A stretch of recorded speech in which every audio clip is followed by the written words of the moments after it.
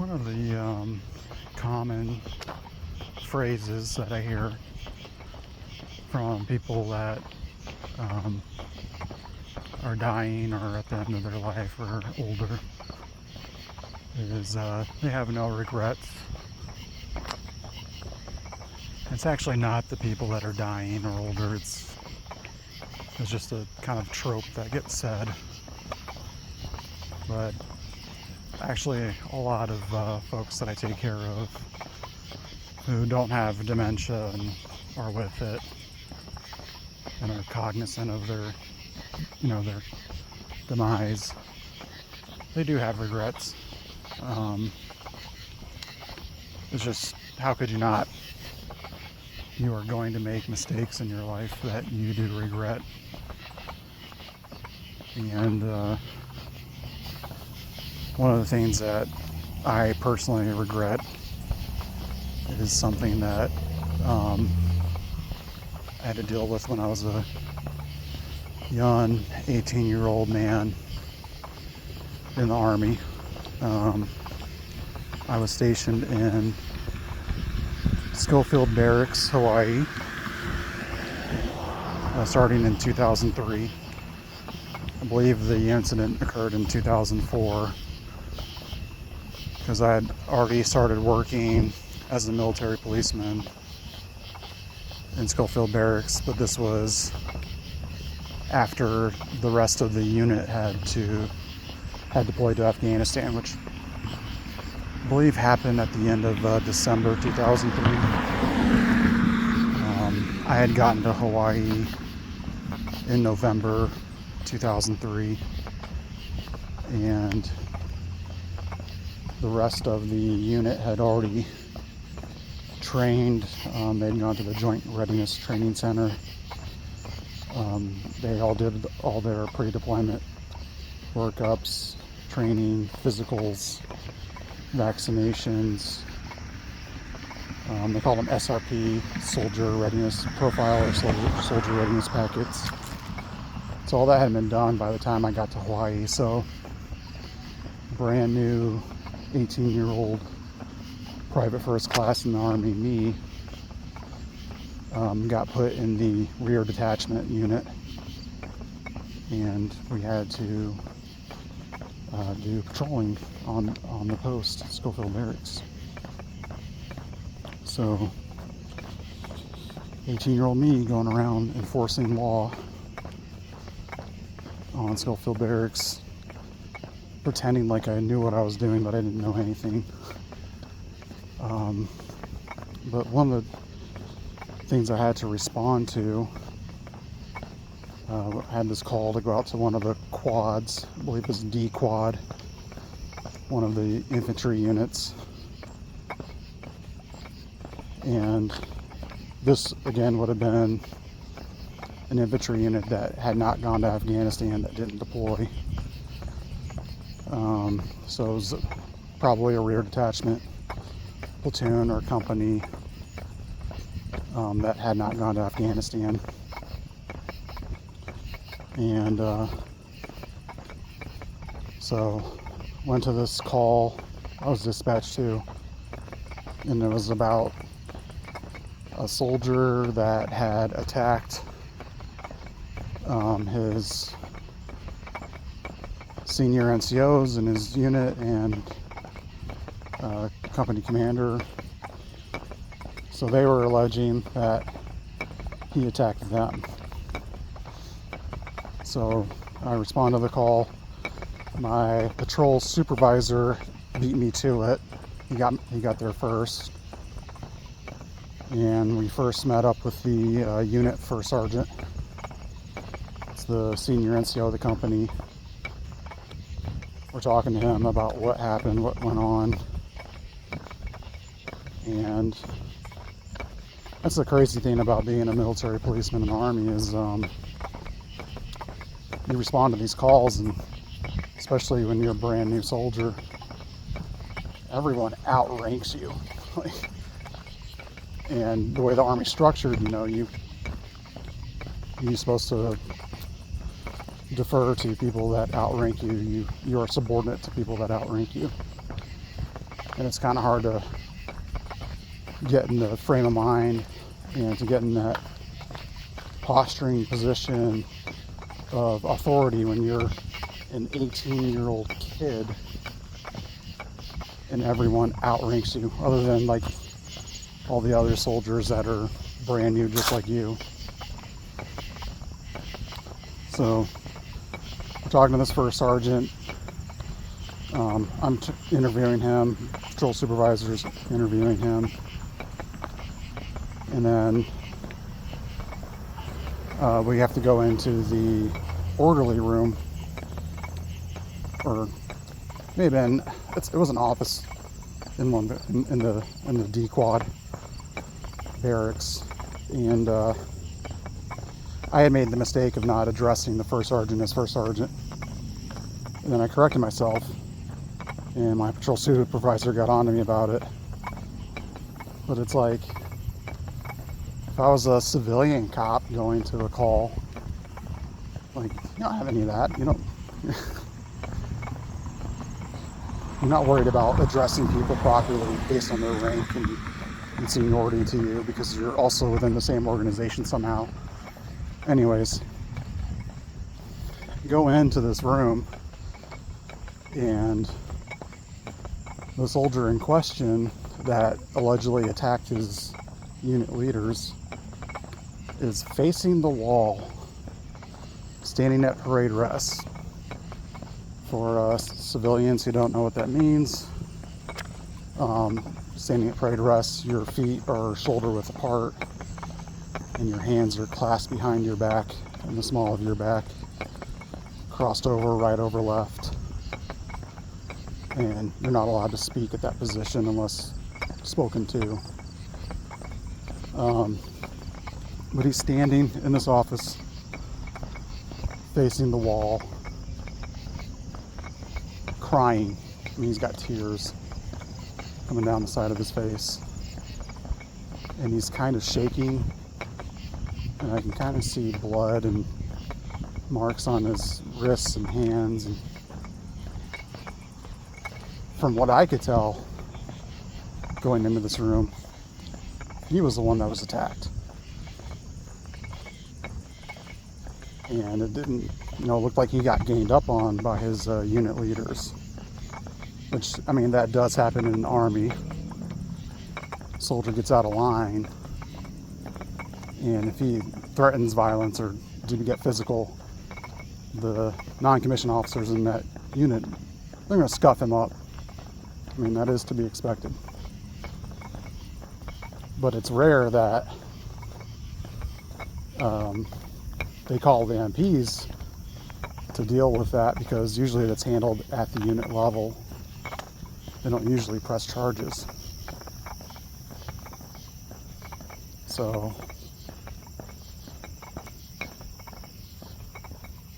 go in, my patrol supervisor is talking to the squad leaders and platoon sergeants in the room, and the company commander, and we find out that this soldier was getting in trouble because they did a health and welfare inspection, which that's just very often that's just a way for commanders to go into a soldier's room, and sometimes their vehicle, search their room and vehicle, basically looking for drugs. It's a legal loophole that allows them to look for items that they're not allowed to have. And I guess this soldier in particular, they had found drug paraphernalia in his barracks room and in his vehicle. And I didn't know it at the time, because I'm a dumb 18-year-old kid in the Army, military policeman, but to search a vehicle, I think even for a unit commander, you have to have a warrant. If it's a locked vehicle, you can't just search the vehicle. Like, something I learned later on in my law enforcement career, I only did it for 8 years, is when you stop someone in a traffic stop, that person in their vehicle, they're detained, and you can search the vehicle as long as it's not locked, which it would not be locked if they're driving. Like you can search anything within arm's reach that is not locked. So if the glove box is locked, you can't search it.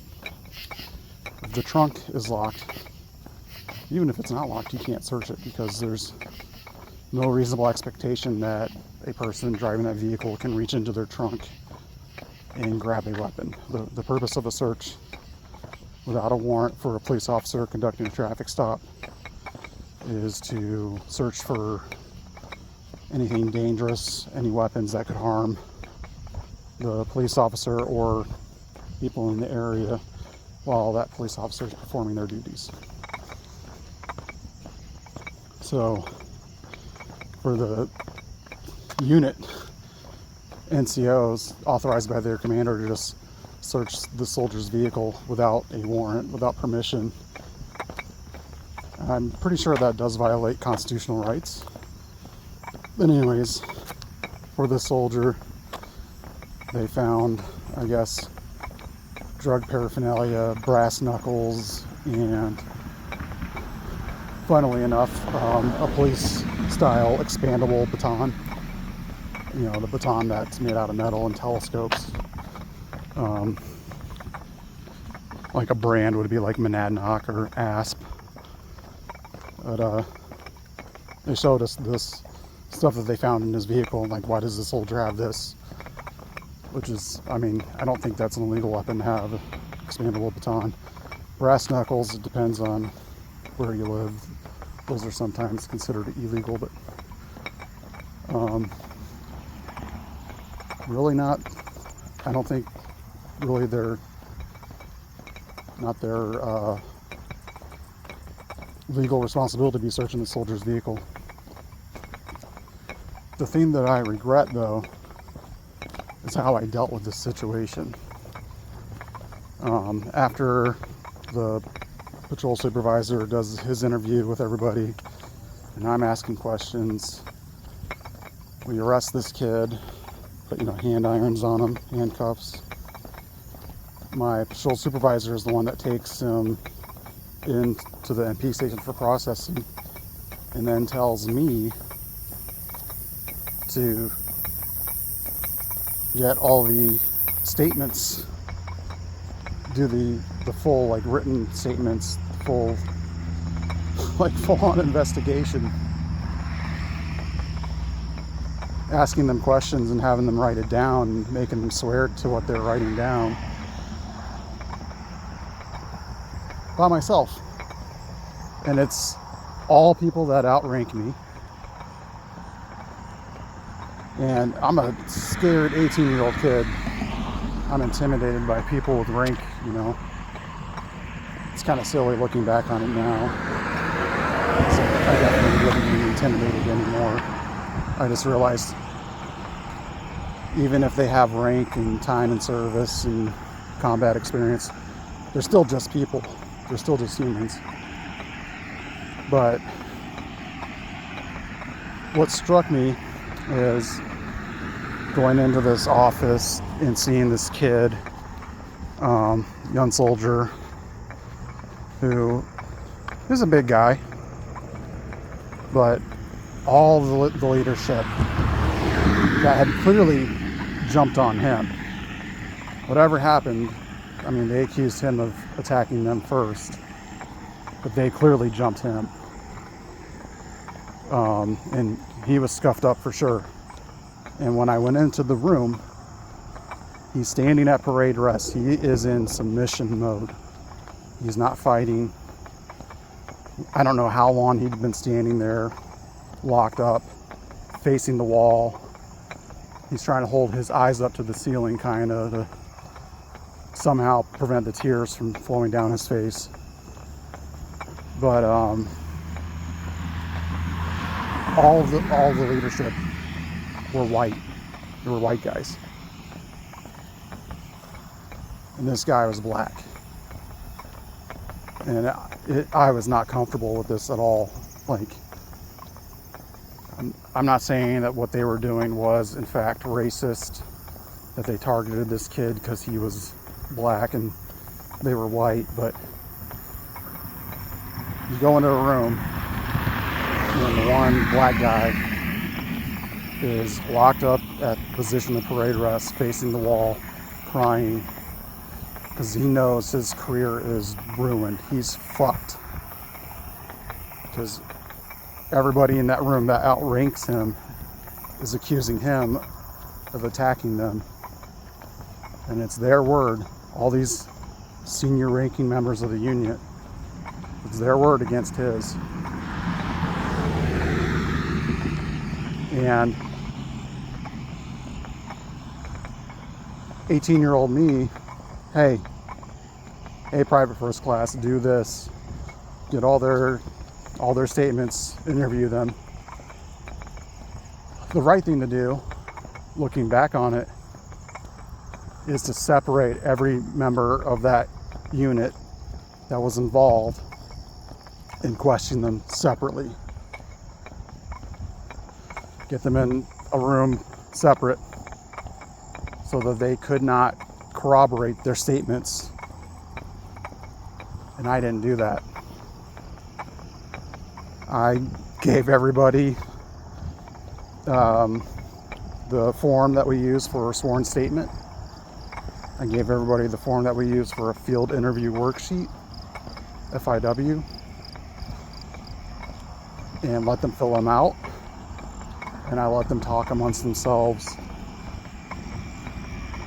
you know, and they were reminding each other of details of what happened. And I just let that go. And I felt wrong at the time. And it's not even that I felt wrong. I knew it was wrong. Like, I should have, and I needed to take each person one by one, have them write their sworn statements, question them separately, and do a proper interview investigation. That way, if this had gone to court-martial, which I think it did, there was no way for me to follow up on that, but this kid would have had a chance to defend himself, to, you know, stand up for himself if there was any contradictions in the statements of these NCOs and the commanding officer. But no, young, stupid me, scared, intimidated by rank, I did the easy thing. I took the easy way out of dealing with this situation. I let all of them talk amongst each other, get their statements together in order, and then after I got done and everybody signed, went to the MP station. We call it the PMO, Provost Marshal's office, and turned that in and started working on the case, the report. 3975, I believe, is the form. At the time, I was using this computer program called COPS, Centralized Operations Police Suite, doing a 3975 in COPS. The soldier that was arrested, I believe he had already been processed and returned back to the unit at that point. But yeah, I failed that kid. And, you know, that was 2004, maybe late 2003. It's hard for me to remember because, you know, in Hawaii, there's no winter. So it was December 2003. I don't remember. 2004. Anyways, over 20 years ago. Well, over 20 years ago. And I think about what happened to him. Like, he probably got kicked out of the Army, probably got a dishonorable discharge for allegedly attacking his superiors, you know. So very minimal, if any, benefits available to him. Like, he would not have been able to get his GI Bill and go to college. So, like, what was his life after getting kicked out of the Army? Like, did he turn to a life of crime? I mean, it does indicate that he was maybe somewhat involved in drugs at the time, but I don't know that for sure. We're just going off of what NCOs found in his car and in his room. I mean, it is possible. Like, why would that be in his barracks room and in this car? But, like, what if he didn't attack them? What if they were attacking him and he was just defending himself and it just escalated? And then they let him know. You know, they probably had him on the ground, pinned down, getting punched and kicked. And they let him know, hey, we're in control here. There's more of us than you, and we're gonna ruin you. And I don't know what became of this guy. Like, is he still alive? Does he have a family? Did he make something of himself post-Army? Or did he turn to a life of crime and drugs and, I don't know, die early? I don't know. I still to this day think about it because I failed to do what was right in the moment. And I totally regret that. I'm always going to regret it. Yeah, I can make the excuse that I was 18 and intimidated by people that outranked me in the military, but I knew I wasn't putting the best effort into this, and I knew that even though I was very junior, I mean, less than a year in the Army and outranked by everyone, I knew that I had the authority under the military police bazaar to execute my duties the way I should have, and I should have done that. I didn't. I failed this young man, and I don't know, if he's still out there and somehow this gets to him, I'm incredibly sorry. Even if you were guilty of the things that you were accused of, you still deserved better than what I gave that day. And I'm not going to live this down for my life, even if it just exists in my mind. And again, I apologize to you if you do exist out there still, if you're still out there. And I hope you've turned your life around and made something of yourself and have a family and kids that love you, or something to that effect. I hope good came out of your life, that even though that specific moment, notched you down, took you down, ended your military career, and I know that had to make things difficult for you for the rest of your time in the military, and then in the first year or so of getting out. I don't even know if you served time at Fort Leavenworth or not, but again, I apologize. I failed as a man, as a military policeman, as a soldier, to do the right thing in that moment.